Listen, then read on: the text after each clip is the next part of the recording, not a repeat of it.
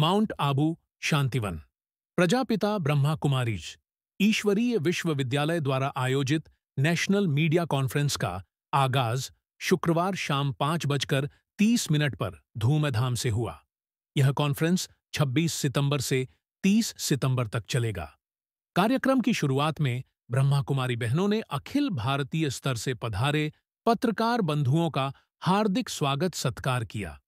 दूर दराज से आए मीडिया प्रतिनिधियों का पारंपरिक तरीके से तिलक कर, दुपट्टा उड़ाकर व पुष्प गुच्छ भेंट कर अभिनंदन किया गया। स्वागत संबोधन में वक्ताओं ने कहा कि मीडिया समाज का दर्पण है और शांति, एकता तथा विश्वास स्थापित करने में इसकी अहम भूमिका है।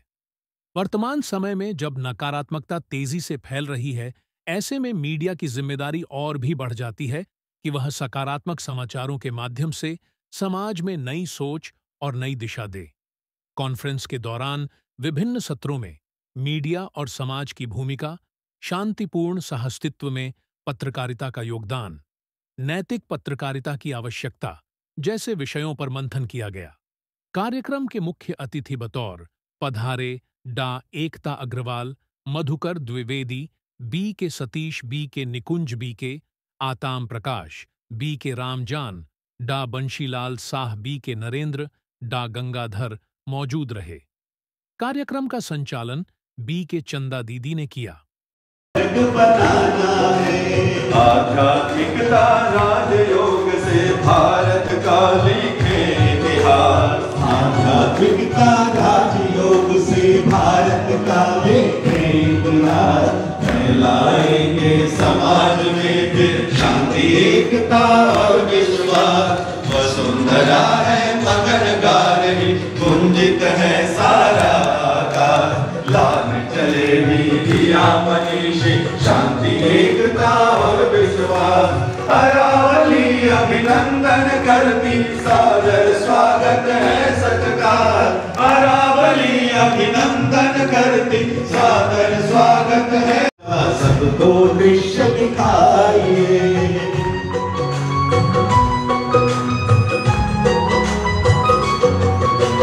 शांति सागर, शांति मन में सबको सादर बुला रहे। वरदानी बहनों के द्वारा वो वरदान है लुटा रहे। विश्व गुरु भारत होगा, हमको है पूरा विश्वास। विश्व गुरु आधार होगा, हमको है पूरा विश्वास। फैलाएंगे समाज में फिर शांति, एकता और विश्वास। मगनदार है, गुंजित है सारा आकाश, लाने चले मीडिया मनीष, शांति, एकता और विश्वास।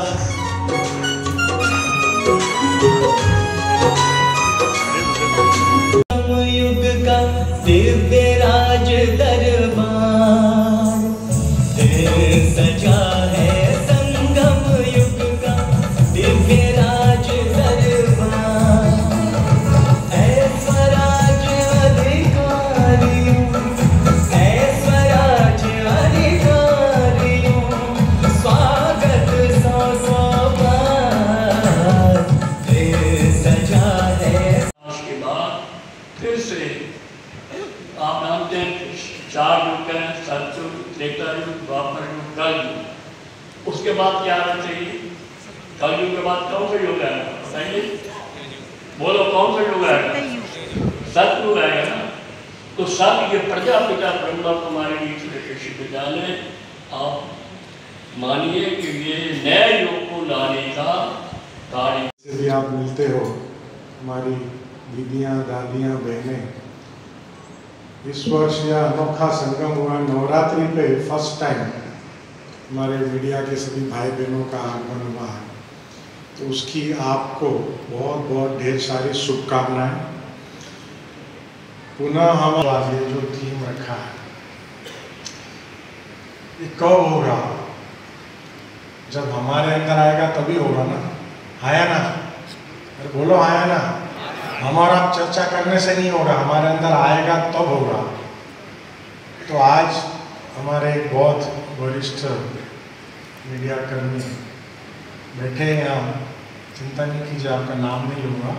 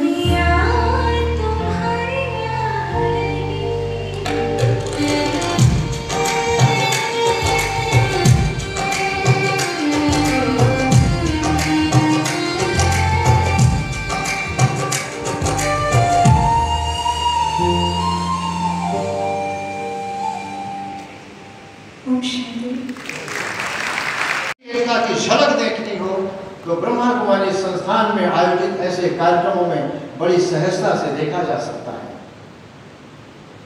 हमारे सम्मान में ब्रह्मा कुमारी के मित्र हम लोगों को नारद की उपाधि देते हैं, हमें नारद का वंशज कहते हैं। हम हो सकते हैं नारद के वंशज, इस संस्थान का बड़प्पन है, लेकिन ये लोग भी उसी देवर्षि परंपरा के संवाहक हैं। इसी स्थान पर, इसी अरावली की पर्वत श्रेणी में ब्रह्मा बाबा ने तपस्या की और इस संस्थान का जन्म तपस्या की प्रतिमूर्ति है, तपस्या की उपज है।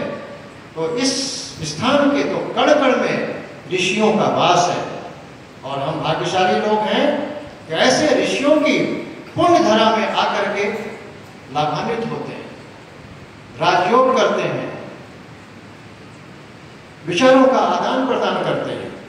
कि आज ये हमें क्या पूरे विश्व में शांति का संदेश देकर ये कह रहे हैं कि नहीं, विध्वंस किसी समस्या का हल नहीं है।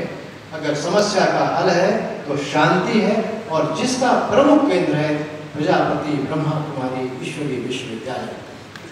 आज आप सब बड़े सौभाग्यशाली हैं कि आप सबको यहाँ आने का अवसर मिलता है। कुछ मित्र कई बार आ चुके हैं, कुछ मित्र पहली बार आए, कुछ बहनों को तो मैंने देखा भी है कि 2, 3, 4 बार मुझे दिखी हैं, कुछ बहनें पहली बार आई हैं। बहनों से भी निवेदन करूँगा, देखिए आप गृहिणी हैं, आप देवी स्वरूपा हैं, आप नारी हैं। भारतीय नारी पूजनीय होती है, वंदनीय होती है, लेकिन अगर वो नारी किसी ब्रह्मा कुमारी के संपर्क में आती है तो वो, मैं तो ये कहूँगा कि उसका जो स्वभाव है वो परिवर्तित होता है और उससे उसका मिलन जो होता है उसके पारिवारिक जीवन में बड़ा सुखदायक होता है। ये मेरी विनती है बहनों से कि ब्रह्मा कुमारी बहनों से जरूर जुड़ें, उनके ज्ञान से, ध्यान से, तपस्या से आप लाभान्वित हो। मित्रों, मैं ब्रह्मा कुमारी बहनों को सरस्वती स्वरूपा कहता हूँ।